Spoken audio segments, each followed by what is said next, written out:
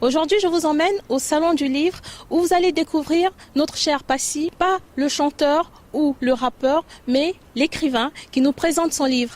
Vous allez également découvrir dans ce reportage le journaliste Joseph Gabiot qui nous parle dans son ouvrage du football congolais. Et une interview de Monsieur Henri Lopez, l'écrivain, pas l'homme politique, mais l'écrivain qui nous parle du prix Mokanda. Vous êtes un grand artiste, en tout cas la fierté de notre pays. Je voulais vous interroger par rapport à votre livre, parce que vous avez publié ce livre Explication de texte. Je voulais savoir pourquoi l'avoir fait maintenant seulement. Je l'ai fait maintenant pour aussi expliquer ce qu'il y avait derrière nos écrits, ce qu'il y avait derrière des démarches comme Bisson Abisso, ce qu'il y avait derrière des textes de rap français, aussi bien pour les Africains que pour ici en France. C'est une culture que je défends depuis maintenant une trentaine d'années, mais c'est une culture qui quelquefois n'a pas le respect, n'a pas les lettres de noblesse qu'elle mérite. Donc c'est pour ça que par rapport au monde en général, nous rappeurs, nous devons aussi prendre le stylo autrement pour faire ressortir nos idées différemment. Sur la couverture du livre, on voit que la bouche est bandée. Ouais. Il y a une bande. Pourquoi avoir choisi cette photo ? C'est une photo qu'on avait faite comme ça pour s'amuser, mais en même temps tout le monde l'a aimé, tous les gens de mon équipe ont adoré cette photo. Ça veut aussi pouvoir dire, cette fois-ci je ne chante pas, j'écris. Cette fois-ci vous n'entendrez pas de mélodie, vous n'entendrez pas de musique. Cette fois-ci vous allez lire tranquillement. Voilà, c'est pour un peu trancher avec Passy le chanteur ou Passy rappeur. Là c'est l'heure du livre, l'heure de la lecture. Est-ce que vous préparez un avenir vers la romance, vers le livre, pour abandonner le chant ? Je ne pense pas que j'abandonnerai le chant, ou même si je ne me mets plus en avant, je pense que je produirai toujours. Je suis un passionné de musique, donc ça continuera jusqu'à la fin de ma vie, je pense. Merci. Voilà, j'ai toujours aimé écrire. Depuis longtemps, je devais écrire. Ma mère était prof, dans ma famille, on aime bien lire, etc. Moi, je ne lis pas assez à mon goût. Mais j'avais besoin de retirer tout ce qui était musique pour poser les textes pour que les gens puissent prendre du recul sur ces textes-là. Et c'est ce qui est fait. Il y a 2 titres du Ministère Amer, 2 titres du Bisson Abisso, une quinzaine de mes titres en solo sur lesquels je disserte. Donc c'est l'exercice scolaire. C'est aussi un peu autobiographique pour ceux qui veulent en savoir plus aussi sur ma vie perso. Il y en a aussi là-dedans. Donc j'ai voulu faire un ouvrage un peu plus large, un peu plus ouvert, avec du militantisme et de la conscience. Merci beaucoup, M. Passy, pour cette interview. Merci de rien. Un bonjour à tout le monde. Voilà, vous, c'est la véritable histoire du football congolais. Vous avez fait, en fait, une anthologie du football congolais. Vous êtes un passionné du football congolais. Vous racontez comment ça a démarré, avec toujours, bien entendu, là c'était au Zaïre, Zaïre, RDC, je ne sais jamais comment ça s'appelle. Moi je connais les anciens. Congo le belge à l'époque, on va faire simple. Et puis c'était là le Congo, donc le Congo français. Le Congo Brazzaville, voilà, on va faire les villes. Donc c'est quand même précision quand même que c'est 2 Congos qui s'entendent merveilleusement. Vous, c'est l'histoire que vous racontez, c'est alors c'est assez drôle parce que il y a beaucoup de noms, énormément de noms, et c'est plutôt une Bible que vous avez fait.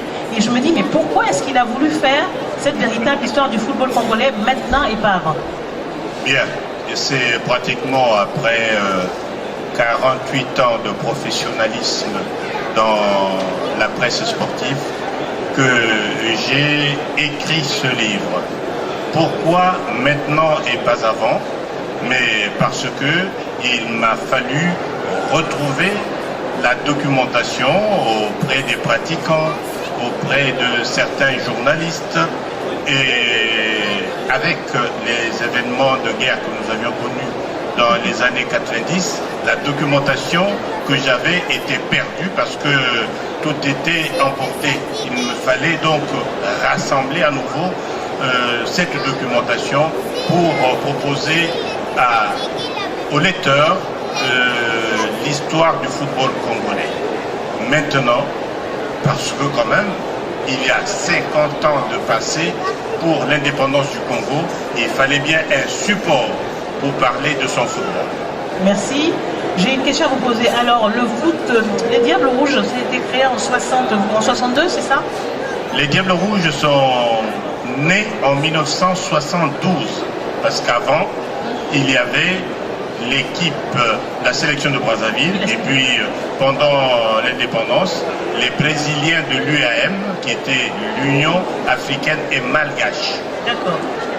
Vous avez joué contre Madagascar avant l'indépendance, enfin vous, les Congolais ont joué contre les Malgaches avant l'indépendance, et je me dis, mais quelle équipe a joué, quelle sélection? C'était la nationale, c'était des clubs?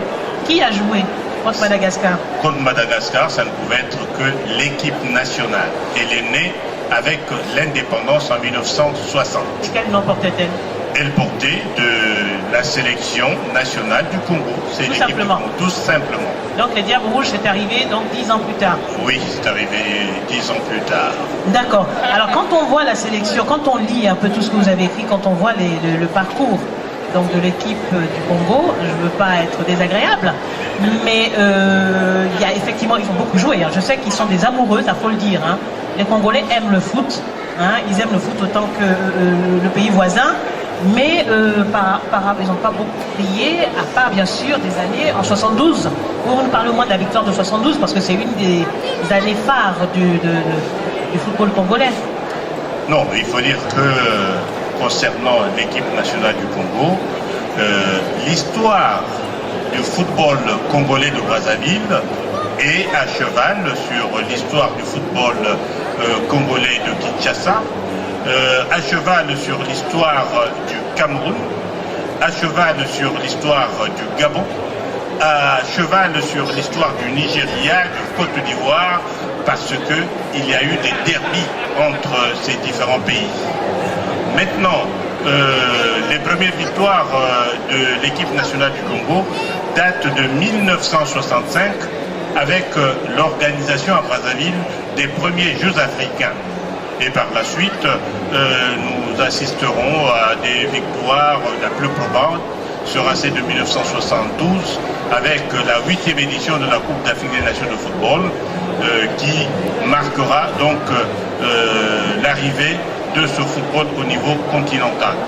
Au niveau des jeunes, il y a eu également des victoires, comme en 2007 avec la CAN Junior remportée par les Congolais, comme en 2011, les cadets qui sont 3e donc sur le podium africain, et la francophonie qui date de 1989 avait vu les Congolais monter en grade.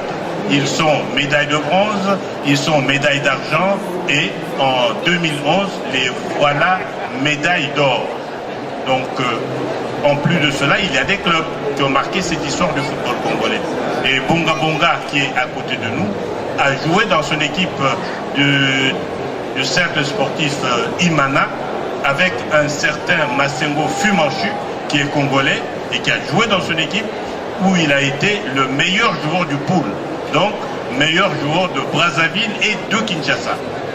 Voilà pourquoi je vous dis que notre histoire se confond. D'autre part, Moukila Paul Sayal en 1974 est le numéro 1 du football continental. Et 1974 toujours, c'est le club athlétique Renaissance Aiglon qui est champion d'Afrique. Nous parlons maintenant de la Ligue des Champions. 2012, c'est l'AC Léopard de Doulizy qui remporte la Coupe de la Confédération africaine. Voilà quelques faits qui marquent ce football congolais. Eh bien, le prix Mokanda est un prix congolais, mais qui vise à récompenser une œuvre au-delà du Congo. Elle peut être congolaise, comme c'est le cas cette année avec Emmanuel Dongala, mais elle peut être d'ailleurs, l'année dernière, c'était une Mauricienne qui a obtenu le prix. Alors, le prix ne couronne pas un ouvrage, mais une œuvre. Et cela suppose donc que nous observions le parcours d'un certain nombre d'écrivains. Nous espérons que c'est un prix qui sera pas simplement un couronnement, mais incitera le lauréat à aller plus loin. Alors, il y a un aspect sur lequel je voudrais insister, c'est que l'année dernière, nous avons remis le prix à Brazzaville. Cette année, ici. L'année prochaine, nous reviendrons sans doute à Brazzaville. mais nous voulons en parallèle créer un prix Mokanda des lycéens. Et nous sommes en train d'étudier la formule à donner à ce prix, quel genre d'épreuve ce sera, mais elle sera destinée essentiellement aux lycéens.